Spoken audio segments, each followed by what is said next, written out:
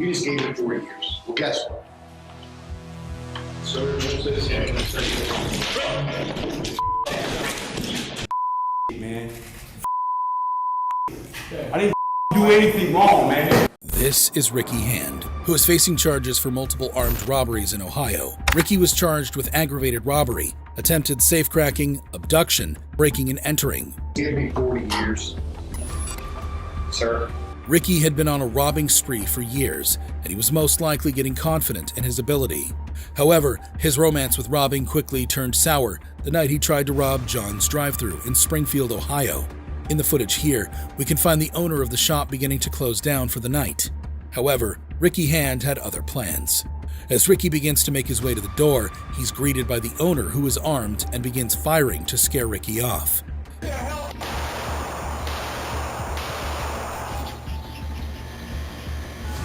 The owner then called the police to inform them that there had just been an attempted robbery at the shop, which resulted in a man getting shot. 911 emergency. Yeah, this is John's drive-thru, West Main Street. A guy just tried to rob me and I shot him. He ran out the back door. Okay, is he injured? I think I hit him. Well, as it turns out, he did in fact hit him, because only 2 days later, a man admitted himself to the nearby hospital to treat bullet wounds. It didn't take long for police to piece together that this was most likely the robber they were looking for. Arrests were made at the hospital, and Ricky was questioned that night. Tried to rob John's drive-thru. Got shot 3 times. I did the crime, I ain't gonna lie. I just wanted to live. If you thought the crimes were horrendous enough, wait until you see how Ricky reacted after being sentenced. As the judge drops the bombshell and hands Ricky a 40-year sentence, the man's mind seems to short-circuit. As if to confirm what he heard, he asked the judge if that was his sentence. Did you just give me 40 years? Sir? Yes. Nobody expected that Ricky had a surprise up his sleeve, or rather, in his arm sling. Closely, Hand reaches into his arm sling and pulls out some cloth that was hiding a small bottle. This genius had hidden pill bottles filled with his own feces and urine right under his arm the whole time. In the blink of an eye, Ricky whips out those bottles of nastiness and throws them at his defense lawyer. The lawyer got a taste of some foul-smelling justice, and the courtroom went into complete chaos. I guess Ricky wanted to make sure he left a lasting impression in that courtroom, and boy, did he succeed. You just gave him 40 years. Well, guess what? Sir, what's this?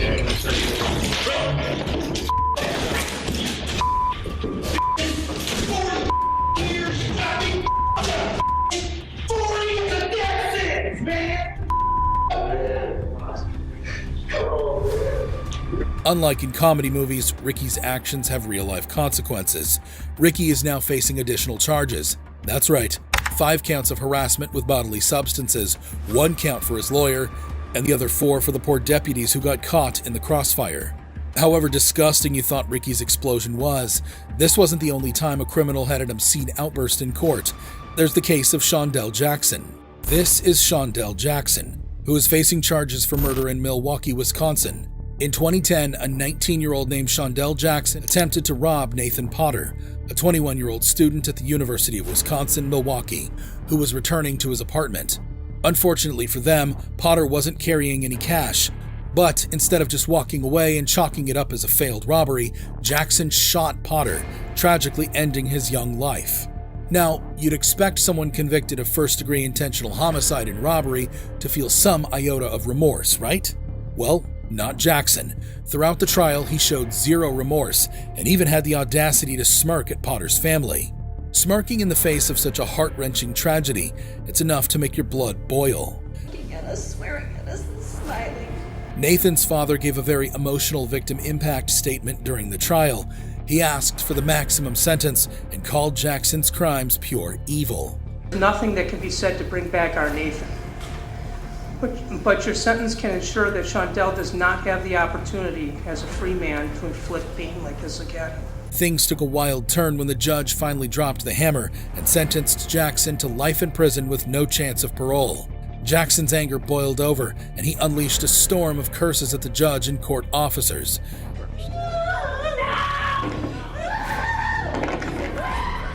The scene quickly descended into chaos as court officers had to jump in, tackling Jackson and even resorting to pepper spraying him to bring him under control. But the madness didn't end there. Sitting in the back of the courtroom, Jackson's family couldn't resist chiming in.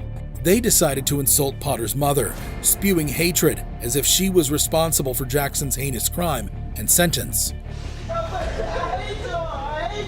The behavior was very puzzling both for the victim's family and onlookers. There is some redemption for him at some point, but that's totally up to him.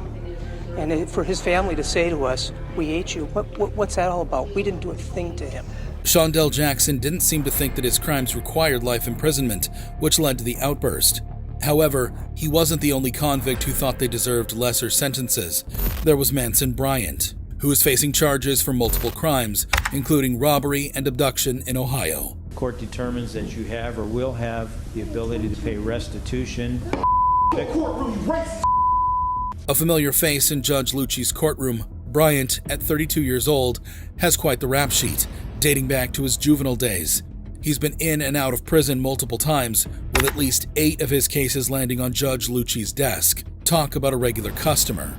So, in his most recent case, Bryant was found guilty of some serious charges. The verdict was guilty in count 1, aggravated burglary, felony 1, guilty in count 2, aggravated burglary, felony 1, guilty in count 3, aggravated robbery, felony 1, guilty in count 4, felony 1, guilty in count 5, abduction, felony 3, and guilty in count 7, which I renumbered for the jury as count 6. If you think his crimes were bad, brace yourself for his behavior in court. Bryant's day of reckoning arrived as he stood before Judge Lucci for his sentencing. Initially, Bryant appeared to accept his fate, admitting to a lifetime of bad decisions and expressing respect for the judge's decision. I made a lifetime of bad decisions. But brace yourselves, folks, because the respect didn't last long. When Judge Lucci handed down a 22-year sentence, Bryant's true colors poured out in a profanity-laced tirade that echoed through the courtroom. He unleashed a barrage of expletives, accusing the judge of racism and disrespecting his courtroom. But here's where things took an unexpected turn. The ability to pay restitution. Fuck your courtroom, you racist ass bitch! Fuck your courtroom, man! You racist as fuck! Judge Lucci initially considered Bryant's remorse and attempted to be fair, but he changed his mind due to the outburst. Watch as Judge Lucci tries to get his words out between Manson's outburst. Wait a minute. Never gave me a chance! When I said that you had a certain amount of remorse, I was mistaken. So it's 28 years with credit for 231 days. I don't want to hear it, man! Judge tacked on an additional 6 years to the sentence, making it 28 years behind bars, but Bryant's defiance continued. He hurled insults even as court deputies led him away. I don't want to hear it, man! Let me out! Let me out! About 3 minutes after the incident, Judge Lucci can be heard laughing about the moments that just transpired. He seemed so calm and cool and civil until the sentence. According to Judge Lucci, this wasn't the first time Bryant had shown such disrespect. Eventually, the additional 6 years was struck out by a superior court. It wasn't on the record, but the last time, as he was walking out of the court, he said, "Suck my dick, Judge." Bryant's outburst may have been uncalled for. However, some cases are so heartrending that outbursts might be overlooked, like the case of Dexter Johnson, who is facing charges for murder in Houston. This tragic story began when Johnson and 4 others carjacked Maria Aparici and Hoi Ngo, her boyfriend, in 2006. The gang held the couple at gunpoint while they took their belongings, then drove them around Houston. Johnson and his accomplice, Keithron Fields, subjected them to a nightmarish ordeal of torture and humiliation. Police reported that Maria Aparici and her boyfriend were shot in the head and left in the woods. It took 5 days before their bodies were discovered. Now in a Harris County courtroom, 19-year-old Dexter Johnson faced his punishment for the crimes he committed. Though Dexter admitted his role in the crime, he was persistent in his defense, claiming that he was not the shooter. Throughout the trial, Johnson remained stone-faced, his eyes fixed on the defense table. But a wave of emotions overwhelmed him when the decision was finally announced: the death penalty. Tears streamed down his face as he looked towards his family, wanting to give them one last wave goodbye. He appeared confused and unsure of what to do next. Capital murder, in accordance with the laws of the state of Texas, this court hereby assesses your punishment of death. Ladies and gentlemen of the jury, this is going to complete your jury service. I'm going to meet you in the jury room. All rise. And then it happened. In an instant, Johnson's rage consumed him, and he hurled a chair across the room. Chaos erupted as officers swiftly tackled him, and the courtroom descended into panic.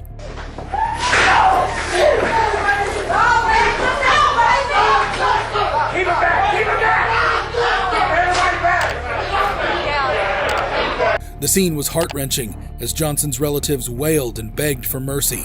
2 of his family members collapsed, requiring immediate medical attention.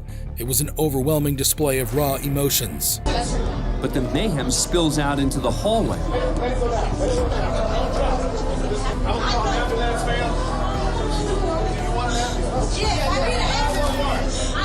Amidst the turmoil, the presiding judge, Denise Collins, reached out to console those affected by this dramatic episode. She offered kind words and support to the parents of Maria Aparici, the woman whom Johnson robbed, sexually assaulted, and killed. It was a moment of solace amid chaos. Emotion was a constant presence in this case. Johnson's mother, Renee Johnson, passionately defended her son, declaring his innocence and putting her faith in divine intervention. Protasio Aparici Jr., the grieving father of Maria Aparici, expressed his pain and spoke of the violence inflicted upon his daughter. In a way, it could be said that Johnson got what he deserved, and his outburst was understandable. However, there are other convicts whose punishment seemed lenient and their outbursts confusing. Such is the case of Eric Pendland, who is facing child endangerment charges in Ohio. Pendland was convicted of violently shaking the child, causing permanent disabilities. Eric Pendland was charged with shaking his then-infant son so violently 2 years ago, the boy is now blind and permanently disabled. I was there as the verdict was read in a courtroom full of emotion. The abuse occurred when the child was just 3 months old. Sharon Lawson and her husband, who have been dedicated foster parents to disabled and abused children, began caring for Pendland's baby boy in 2017. The now 2-year-old victim was formally adopted by the Lawsons a few weeks before the sentencing and has since relocated out of the area, providing him with a safe and loving environment. The prosecution explained that for the rest of the boy's life, Eric will rely on others to bathe him, dress him, change his diapers, feed him. The lifelong consequences of Pendland's actions are devastating and irreversible. Sharon Lawson also expressed the unimaginable agony they endured while caring for the baby. The child's relentless screaming, which lasted for hours on end, left them completely unprepared for the severity of the abuse. Nothing prepared us for the screaming. Hours and hours of screaming. It was a very disturbing case indeed. Nevertheless, Pendland insisted that he was innocent. I've been falsely accused. I've been wrongfully convicted. If you think that Pendland would be remorseful or that his actions were horrible, you'll be shocked by his behavior in court. Throughout the entire legal process, Pendland showed no remorse. Prosecutors also highlighted Pendland's prior criminal record, including robbery convictions and a federal firearms charge. Due to his previous offenses, mandatory prison time was inevitable in this case, and the prosecution requested the maximum sentence. I would submit to the court that this entire record is absolutely devoid of any remorse by the defendant. And the maximum sentence he got. Pendland was sentenced to 11 years in prison. Prosecutors emphasized that Pendland wasn't facing more severe charges because the baby had miraculously survived his injuries.